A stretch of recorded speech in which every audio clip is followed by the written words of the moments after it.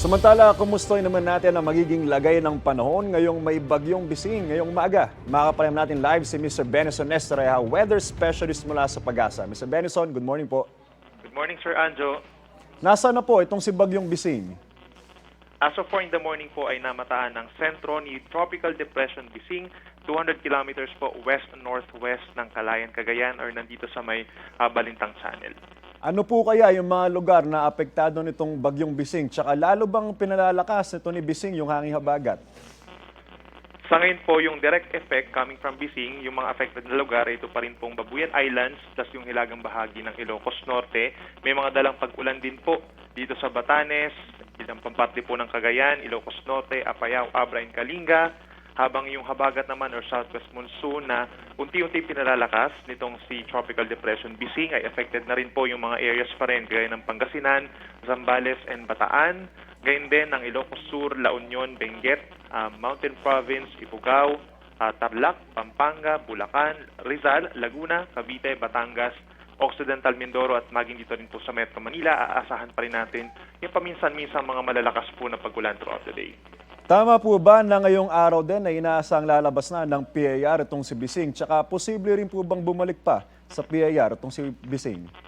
Yes, base po dun sa latest track ng Pag-asa, possible po within 24 hours or mamayang hapon or gabi lalabas ng PAR itong si Bagyong Bising habang papalayo dito sa may parting extreme northern Luzon. Pero babalik muli siya, magre-recurve, lilis ng direksyon, pabalik muli pagsapit po ng Sunday, and then from Sunday to Tuesday ay babagtasin nito yung southern portion of Taiwan at yung Okinawa Islands sa Japan hanggang sa makalabas pa ng ating PAR pagsapit po ng Tuesday. So possible pa namang mabago po yung ganyang senaryo. Ano po kaya yung dahilan, posibleng dahilan ng pag-re-entry nito ni Bising sa PAR?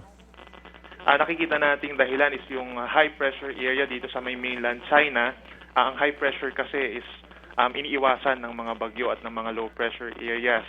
Kaya either papailalim siya or babagal siya. But since napakalakas ng high pressure dito sa may kaliwa, sa may hilagang kanluran ng bansa, is napipigilan yung pagkilos nito and instead, lilis na siya ng direction in the coming days. Ito po, Mr. Benison, yung epekto po ba ni Bagyong Bising aabot ba hanggang next week, Lunes? Yes, habang mayroong bagyo po dito sa hilaga ng bansa, nandyan pa rin po yung habagat sa ilalim, which are Luzon and Visayas. So expected natin, bagamat for today and tomorrow, hindi ganun kalakas yung mga pag-ulan natin sa habagat dito sa may central and southern zone. Kumpara kahapon, posible magbalik muli yung mga malalakas sa ulan pagsapit po ng Sunday and Monday. Maraming salamat at magandang umaga po, Benison Estrella, weather specialist mula sa Pag-asa. Ingat po kayo. Salamat po, ingat.